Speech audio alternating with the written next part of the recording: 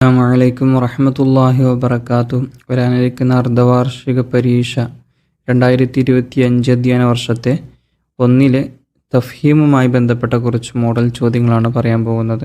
അപ്പോൾ എല്ലാവരും വീഡിയോ മുഴുവനായും കാണുക. അതുപോലെ മറ്റുള്ള വിദ്യാർത്ഥികളിലേക്കൊന്ന് ഷെയർ ചെയ്ത് കൊടുക്കുക. അതുപോലെ നിങ്ങൾ ആദ്യമായിട്ടാണ് വീഡിയോ കാണുന്നതെങ്കിൽ താഴെ കാണുന്ന സബ്സ്ക്രൈബ് ബട്ടൺ ക്ലിക്ക് ചെയ്യുക. അതുപോലെ ബെല്ലൈക്കൺ ഓൺ ചെയ്യുക. എന്നാലാണ് ഞാൻ ഇനി വിടുന്ന വീഡിയോകൾ നിങ്ങൾക്ക് നോട്ടിഫിക്കേഷൻ ലഭിക്കുകയുള്ളൂ. അപ്പോൾ നമുക്ക് നേരെ പ്രവർത്തനം നോക്കാം. ആദ്യ പ്രവർത്തനമാണ് ചിത്രം നോക്കി വിട്ട ഭാഗം പൂരിപ്പിക്കുക. ഇവിടെ ഓരോ ചിത്രങ്ങൾ കൊടുത്തിട്ടുണ്ട്. മൊത്തം 5 ചിത്രങ്ങളാണുള്ളത്.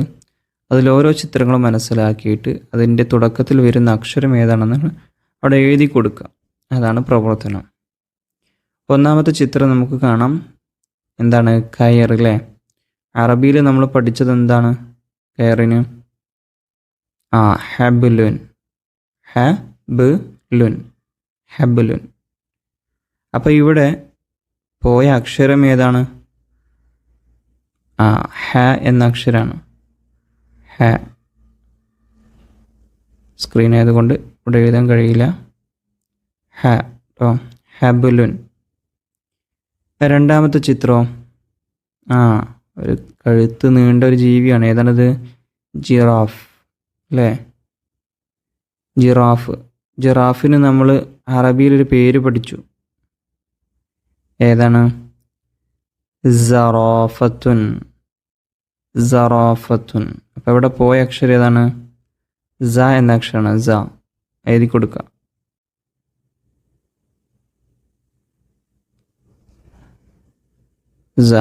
സറാഫത്തുൻ. ജിറാഫ്.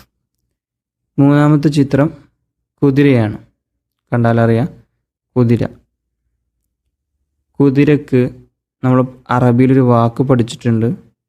ആ വാക്കിൽ ഒന്നാമത്തെ അക്ഷരം ഇവിടെ കാണാനില്ല. ബാക്കിയുണ്ട് ഈലുൻ എന്നുണ്ട്. പക്ഷെ അതിൻ്റെ തുടക്കത്തിലുള്ള അക്ഷരം ഏതാണ്? ഖ അല്ലേ? ഖൈലുൻ എന്നാണ്.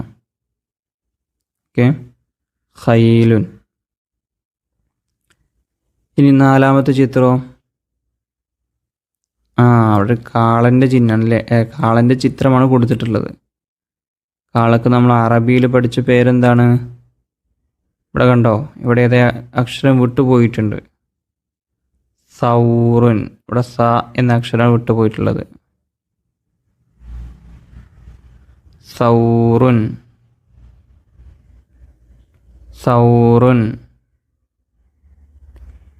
ഇനി അവസാനത്തത്. ഇവിടെ ഏതാണ് ചിത്രം? മാൻ അല്ലേ? മാനിന് അറബിയിൽ നമ്മൾ ഒരു അക്ഷരം പഠിച്ചിട്ടുണ്ട്. തുടക്കത്തിൽ ഒരു അക്ഷരം പോയിട്ടുണ്ട്. ഏതാണ്? ല അല്ലേ? ഫസ്റ്റ് അക്ഷരം അത് തന്നെയാണ്. അതാണ് നമ്മൾ ആ പാഠത്തിൽ പഠിക്കുന്നതും. ലബുയുൻ.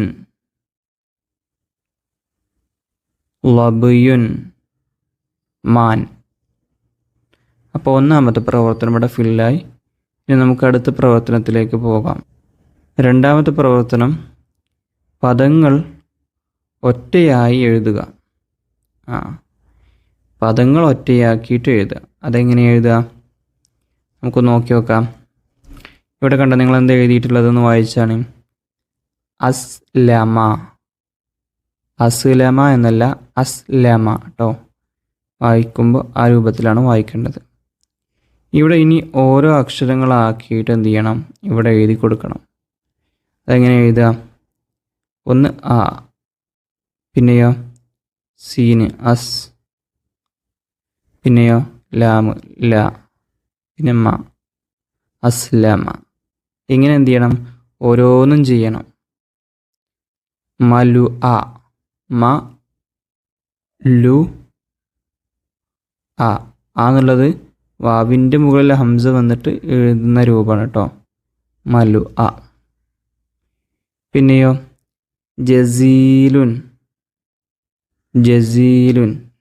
ജ എഴുതുക, സ എഴുതുക. പിന്നെയോ യാ ഇടുമ്പോൾ ഈ രൂപത്തിൽ കേട്ടോ. ലുൻ. ജസീലുൻ. ഇനിയോ അങ്ങനെ ഓരോന്നും എന്ത് ചെയ്യുക, നിങ്ങൾ എഴുതി കൊടുക്കട്ടോ. ഒറ്റ അക്ഷരങ്ങളാക്കിയിട്ട് എഴുതി കൊടുക്കുക. ബാക്കി രണ്ടെണ്ണം ഇതുപോലെ തന്നെയാണ് ചെയ്യേണ്ടത്. ഇനി തൊട്ടടുത്ത പ്രവർത്തനം നോക്കാം. മൂന്നാമത്തെ പ്രവർത്തനമാണ് പദങ്ങൾ കൂട്ടി എഴുതുക എന്നതാണ്. നമ്മളിപ്പോൾ ഇത് പദങ്ങൾ കൂട്ടി എഴുതിയതാണല്ലോ ഇവിടെ പറഞ്ഞത്, കണ്ടില്ലേ?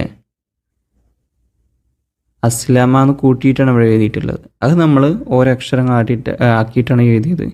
അതേപോലെയാണ് നമ്മളിവിടെ കാണുന്നത്. ഒരക്ഷരാക്കിയത് എന്ത് ചെയ്യണം, കൂട്ടി എഴുതണം. അതെങ്ങനെയാണ് എഴുതുക?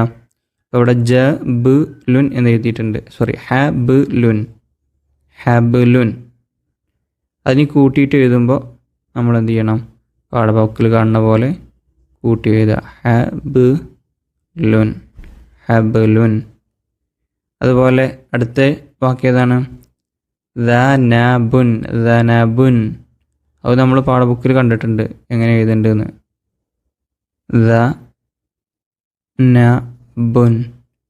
ദനബുൻ. പിന്നെ ഖലമുൻ. ഇതൊക്കെ ഓരോ പാഠത്തിൻ്റെയും ഹെഡിങ്ങിൽ പെട്ടതാണ് കേട്ടോ. ഇനിയോ അടുത്തത് ത്വബീബുൻ. ഇതൊക്കെ കൂട്ടിയിട്ടാണ് എഴുതേണ്ടത് എല്ലാതും. അതുപോലെ ഖദീജുൻ. ഇതൊക്കെ ഇപ്രകാരം കൂട്ടിയിട്ട് ഇവിടെ എഴുതി കൊടുക്കേണ്ട പ്രവർത്തനമാണ് കേട്ടോ. ഇതേപോലെ പ്രവർത്തനങ്ങളൊക്കെ പരീക്ഷയ്ക്ക് വരാം. ഇതൊരു മോഡൽ പേപ്പറാണ്. സിലബസ് അത് മാറിയത് കൊണ്ട് നമുക്ക് പുതിയ പേപ്പറുകളൊന്നും ലഭ്യമല്ല. ഇനി നമുക്ക് അടുത്ത പ്രവർത്തനം നോക്കാം. നോക്കി എഴുതുക എന്നുള്ള പ്രവർത്തനമാണ്. ഇവിടെ യൗമ ലാ ളില്ല ഇല്ലാ ളില്ലുഹു എന്ന് എഴുതിയിട്ടുണ്ട്. ഇവിടെ നിങ്ങൾ എന്ത് ചെയ്യണം, ഇതുപോലെ നോക്കി എഴുതുക. നോക്കി എഴുതുന്ന പ്രവർത്തനം വരാറുണ്ട്. അപ്പോൾ നിങ്ങൾ നോക്കി എഴുതുമ്പോൾ പ്രത്യേകം ശ്രദ്ധിക്കേണ്ടത്,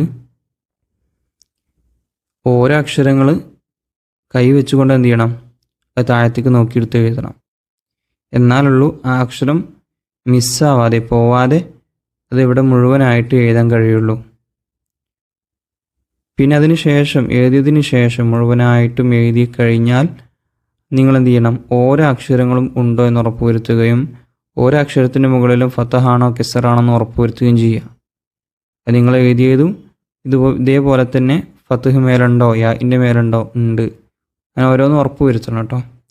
കാരണം നോക്കി എഴുതുമ്പോൾ അക്ഷരങ്ങളോ അല്ല ഷദ്ദുകളോ അല്ലെങ്കിൽ ലമ്മുകളോ എന്തെങ്കിലുമൊക്കെ പോയാൽ അതിന് മാർക്ക് കുറയും. അവസാന പ്രവർത്തനം കളർ നൽകാം എന്നുള്ളതാണ്. രക്ഷിതാക്കൾ ശ്രദ്ധിക്കേണ്ടത്, കളർ നിർബന്ധമായി കൊടുത്തു വിടണം കേട്ടോ. പരീക്ഷയ്ക്ക് കളർ നിർബന്ധമായി കൊടുത്തു വിടണം. അധികം കളർ കൊടുക്കാനൊക്കെ ഇപ്പോൾ വരാം. പെൻസില്, മൈക്രോറബ്ബർ, കളറ്, പേന, അങ്ങനത്തതൊക്കെ വേണമെന്നുണ്ടെങ്കിൽ ചട്ട, ഇതോടുകൂടെ എന്ത് ചെയ്യുക, കുട്ടികളെ പറഞ്ഞേക്കുക പരീക്ഷയ്ക്ക്. ഇനി കളർ നൽകാം എന്നുള്ള പ്രവർത്തനത്തിൽ നമുക്കിവിടെ ഖാഫും അതുപോലെ ലാ കാണാം. ഇതിൽ നമ്മൾ എന്ത് ചെയ്യണം, കൃത്യമായിട്ട് പുറത്തു പോവാതെയാണ് കളർ കൊടുക്കേണ്ടത്. എവിടെയും ഒരു ഗ്യാപ്പ് കാണാൻ പാടില്ല, ഒരു വെള്ള കളർ എവിടെയും കാണാൻ പാടില്ല. മൊത്തത്തിൽ എന്ത് ചെയ്യണം, നമ്മൾ കൊടുക്കുന്ന കളറ് എല്ലായിടത്തും എത്തിയിരിക്കണം. എന്നാൽ ഇതിനപ്പുറത്തേക്ക് പോകാനും പാടില്ല. ആ രൂപത്തിലാണ് രണ്ടും കൊടുക്കേണ്ടത്. പ്രത്യേകം ശ്രദ്ധിക്കുക. പകുതിയും പ്രത്യേകം ശ്രദ്ധിക്കേണ്ടത് എന്താ വെച്ചാൽ, ഇതിൻ്റെ ഈ തല്ല് ഭാഗത ഇവിടുന്ന് ഇങ്ങനെ കൊടുത്തു തുടങ്ങിയാൽ എന്ത് ചെയ്യും, പെട്ടെന്ന് നേരം പോലെ കൊടുക്കാൻ കഴിയും. തെല്ല് ഭാഗങ്ങളൊക്കെ കൃത്യമായിട്ട് നേരം പോലെ കൊടുക്കണം കേട്ടോ. തെല്ല് ഭാഗം എന്ന് പറഞ്ഞാൽ ആ കറുപ്പിനോട് എത്തണ്ട, അതിനോട് ചാരി വരുന്ന രൂപത്തിൽ കൊടുക്കണം കേട്ടോ. അസ്സലാമു അലൈക്കും വറഹ്മത്തുള്ളാഹി വബറകാതുഹു.